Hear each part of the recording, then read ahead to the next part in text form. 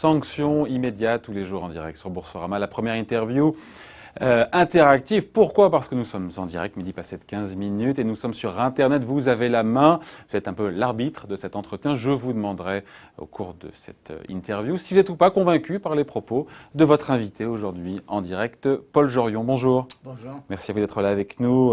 Anthropologue, économiste, chercheur en sciences sociales. Vous publiez donc chez Fayard, le dernier qui s'en va, éteint la lumière. Faut pas être dépressif quand on vous lit. En même temps, c'est très éclairant. La fin du monde, quand on vous lit, est proche. Vous redoutez la fin de l'espèce humaine d'ici à 2 à 3 générations. Moi, je connaissais le Paul Jorion humaniste. Je vous découvre avec des penchants catastrophistes. Quelle surprise! Oui, non, c'est pas moi. Le livre n'est pas du tout consacré à prouver que ça va avoir lieu. C'est fait par des chimistes, des physiciens, des climatologues. Je tiens pour acquis que ce sont des gens sérieux. J'ai regardé les publications scientifiques qu'ils produisent. Tout ça, c'est du solide. Donc le livre, c'est pas du tout essayer de prouver que ça va avoir lieu. L'extinction, c'est de voir comment nous allons réagir. C'est ça qui m'intéresse. Bon, je suis anthropologue de formation et sociologue, et c'est ça que je consacre le livre. Mais ceux qui vont vous taxer en même temps d'oiseaux de mauvaise augure, c'est cette idée d'avoir cette datation, de dire voilà, c'est sur 2 ou 3 générations, il ne faudrait pas faire preuve peut-être de plus d'humilité en disant qu'on ne sait pas, ça arrivera un jour que la direction prise par l'humanité n'est pas la bonne, mais de là à le dater de manière aussi précise, relativement précise. Oui, en fait, c'est peut-être encore trop long, parce qu'on nous dit qu'une augmentation de 2 degrés de la température au cours de ce siècle-ci pourrait être fatale.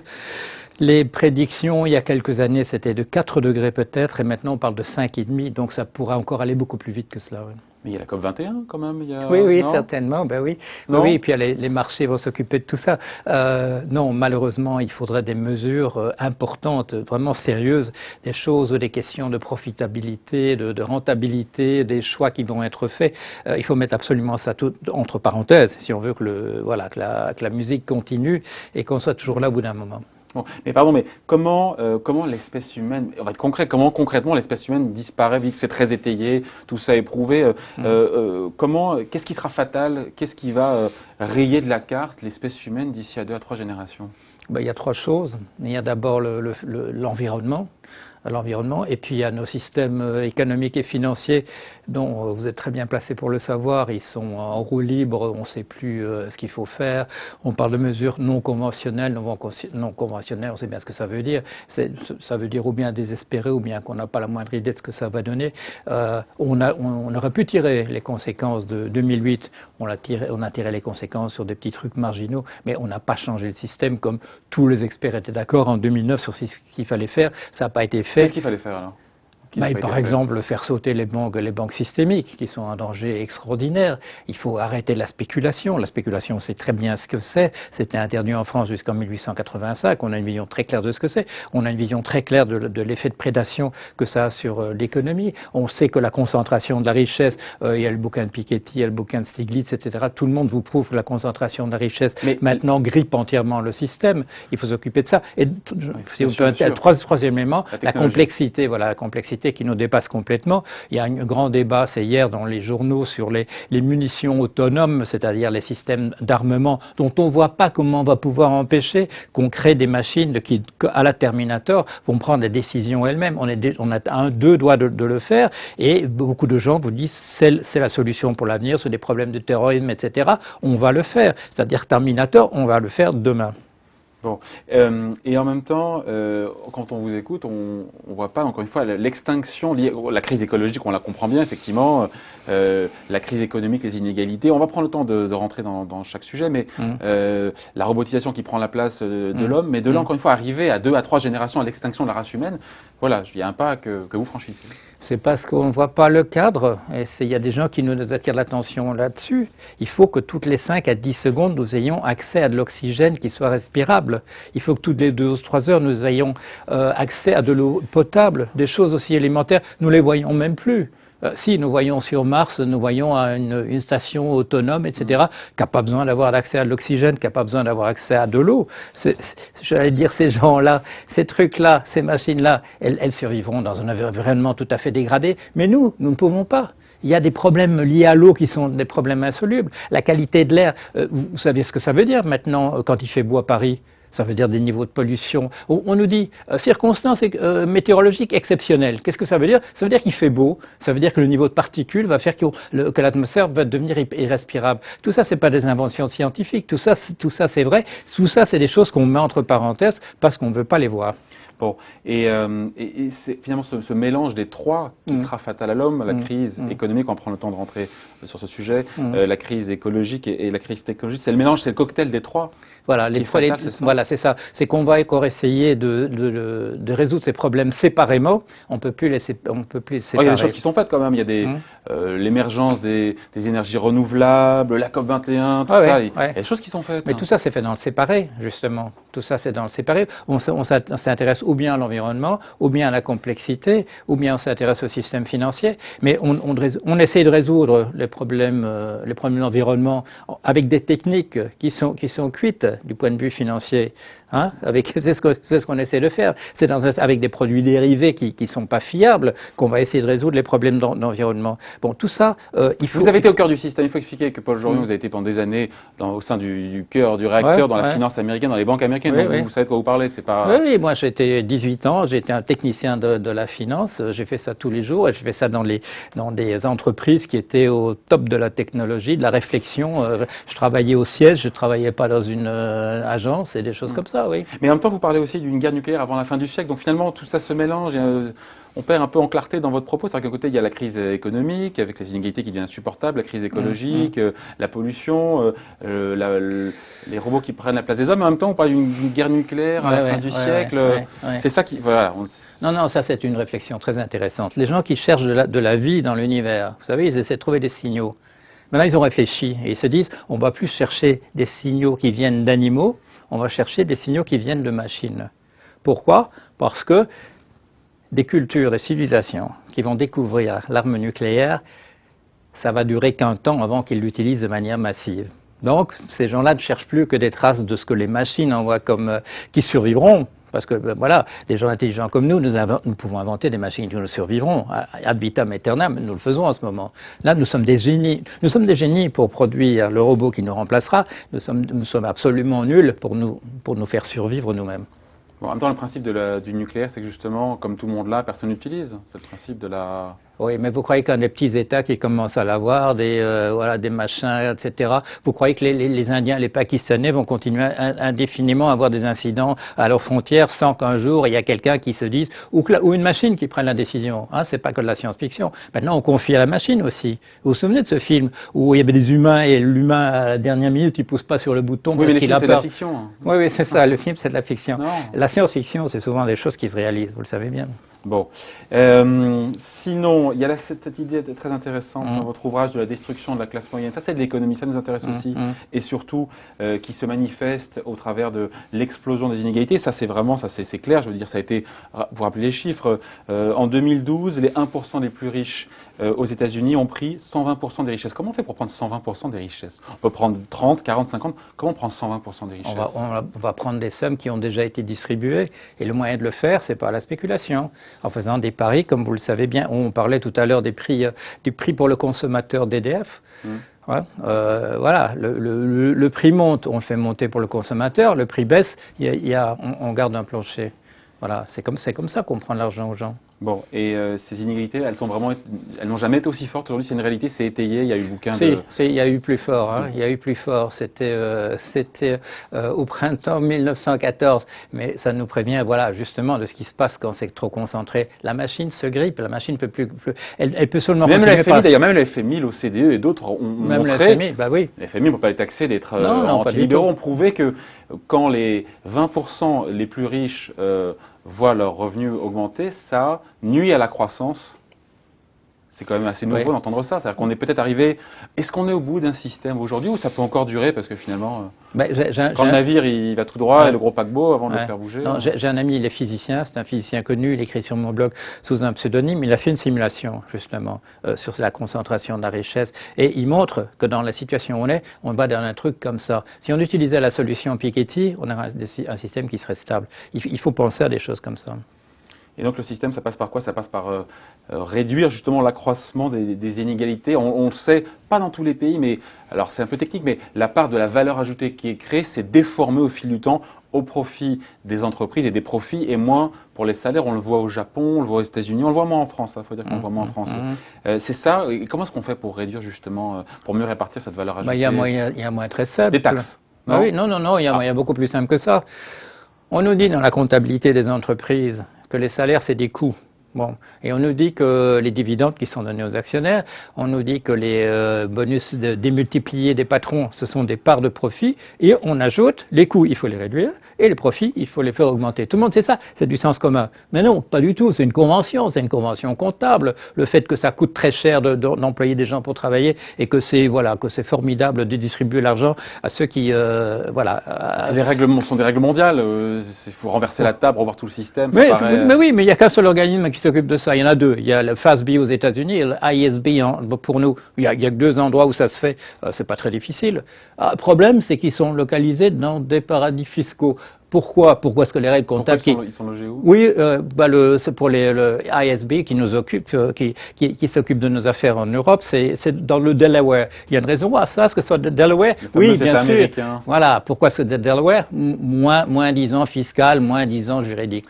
Donc la question, c'est la redistribution des richesses, c'est ça. Et en même temps, il y a cette prise de conscience quand même qu'aujourd'hui, il y a une égalité, même si on ne voit pas les gens dans la rue, je veux dire, ni aux États-Unis. Et il y a ce paradoxe aussi, d'ailleurs, c'est lié, c'est pas le sujet, mais de voir que cette bizarrerie américaine où finalement on a un taux de chômage qui est très très bas et des salaires qui n'augmentent pas en moyenne. Oui, mais le nombre de boulots à la con, comme dit l'anthropologue collègue Greber, est en train de monter de manière considérable.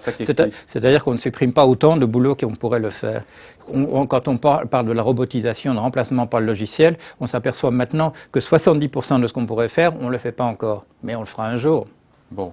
En même temps, on se dit que l'homme sera capable d'éviter, je reviens à votre livre, on y était, mais j'y reviens de manière à prendre un peu de hauteur, l'homme sera peut-être a priori capable d'éviter de creuser sa propre tombe. Il n'y aura pas à un moment donné un sursaut de l'humanité pour se dire voilà, on va droit dans le mur. Il y a quand même des initiatives citoyennes, manger bio, prendre son vélo, il y a des choses...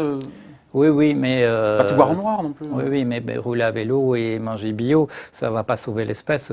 Ça va sauver des familles particulières pendant un certain temps. Le problème, c'est que le survivalisme individualiste ou égoïste, il va peut-être faire survivre quelques poches ici et là plus longtemps que le reste, mais c'est pas des solutions collectives. Il y a des problèmes collectifs comme la survie, c'est quand même un problème collectif par définition, la survie de l'espèce. Il faut des solutions collectives, pas des solutions individuelles. Ça ne veut pas dire qu'il ne faut pas faire, ça ne veut pas dire qu'il ne faut pas rouler à vélo ou cultiver son jardin. Ce sont des excellentes choses et il vaut mieux le faire comme ça. Mais ce ne sera pas la solution globale à nos problèmes.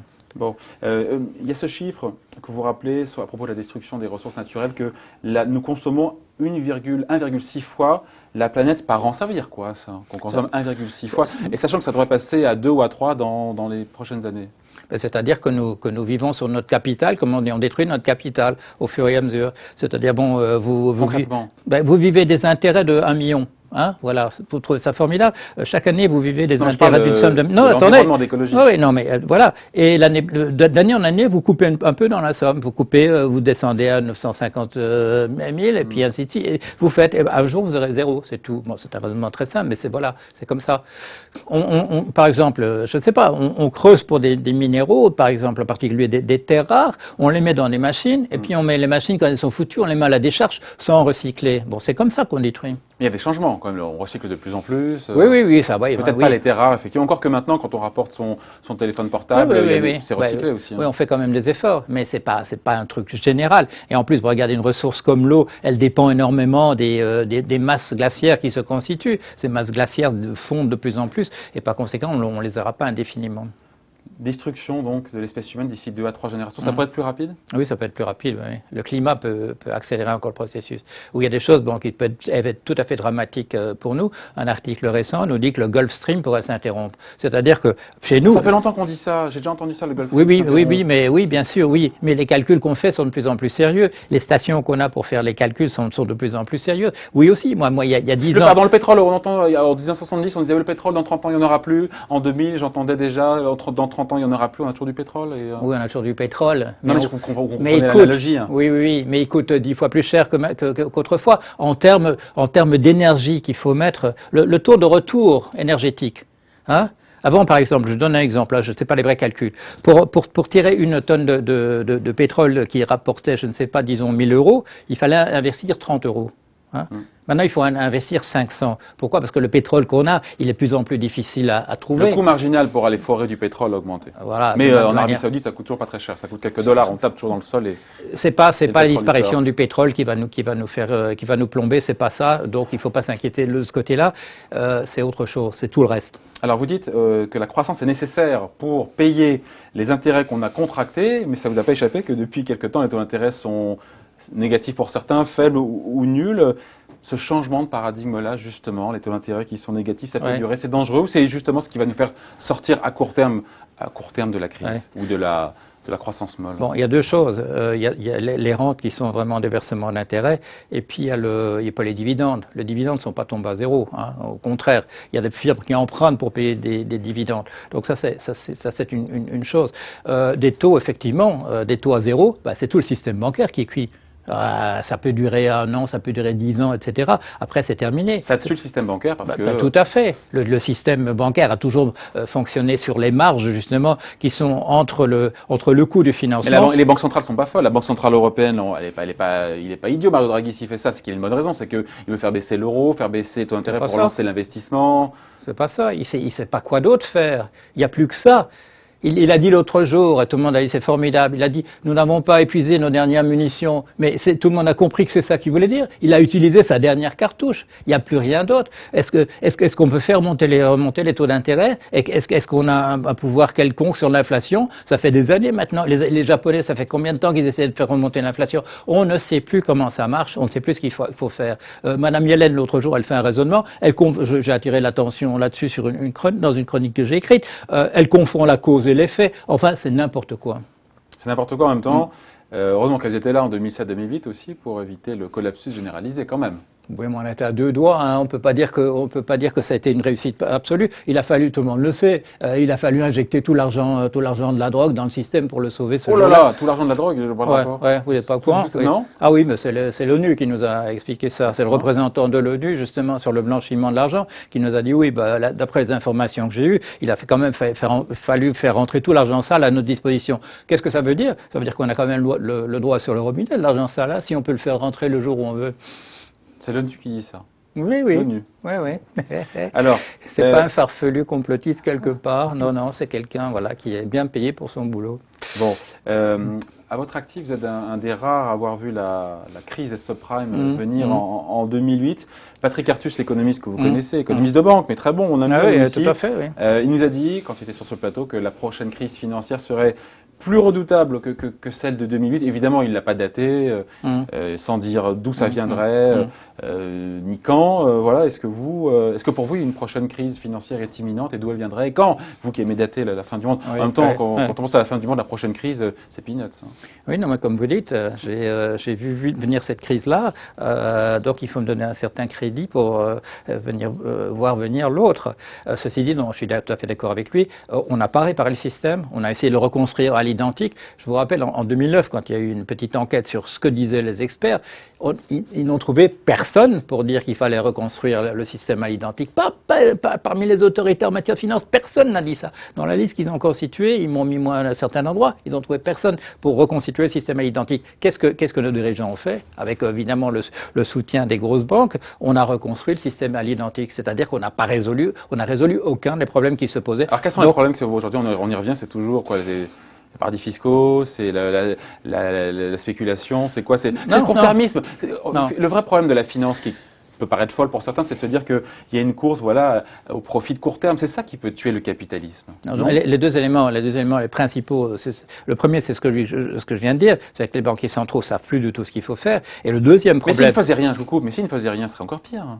Oui, sûrement, oui. Vous préfériez qu'il ne fasse rien? Non, non, pas du tout. Et quand M. Draghi a dit qu'il faut absolument qu'aucun pays sorte de la zone euro, il a tout à fait raison, ça a sauvé le système ce jour-là, et ça tient, la zone euro tient toujours. Non, le problème, c'est que les banquiers centraux savent plus quoi faire, et l'autre problème, c'est le problème que pendant 150 ans, les économistes nous ont produit un savoir, entre guillemets, inutilisable pas quand un vrai problème se produit. Inutilisable. On peut pas ouvrir un bouquin d'économie et dire voilà, il faut faire maintenant ça. 150 ans de perdu. Bon. N'êtes-vous pas convaincu par les propos de Paul Jorion? Convaincu ou pas, midi passé 35 minutes, vous pouvez voter. Je reviens à cette question, cette finance pour vous, elle va dans le mur? Pour le moment, oui. Oui, le problème, la tristesse, c'est comme les dinosaures. Les dinosaures, ils savaient pas qu'ils allaient disparaître. Nous, on le sait. La finance, on sait. C'est une cause externe qui a fait disparaître les dinosaures. Oui, peut-être. Ils n'ont pas été l'artisan de leur propre échec. Oui, oui, il paraît qu'ils fumaient beaucoup trop aussi, d'après ce que j'ai vu. Mais non, le problème, c'est que nous savons ce qu'il faut faire et on ne le fait pas. Bon. Par quoi? Et l'étincelle, je reviens à cette idée, l'étincelle qui pourrait faire imploser ou déséquilibrer totalement le système financier, ça pourrait être quoi? Je vous donne pas une date, mais juste l'étincelle, elle viendrait d'où? Ouais, je sais pas, justement, parce que c'est ce qu'on appelle, les physiciens appellent un système critique. Il y a un système critique, c'est justement une étincelle, mais on ne sait pas d'où l'étincelle va venir. La différence entre maintenant et 2008, c'est qu'en 2008, on pouvait tracer une ligne comme ça, entre les subprimes et ce qui allait se passer. Bon, maintenant plus. Pourquoi? Parce que c'est un champ de mine total maintenant, parce que ça peut exploser absolument partout. Bon, voilà. Merci à vous, Paul Jorion, donc anthropologue, chercheur en sciences sociales, économiste. Vous publiez donc Le dernier qui s'en va, éteint la lumière aux éditions Fayard. Merci d'avoir été notre invité en direct. Merci de m'avoir invité. Au revoir. Au revoir.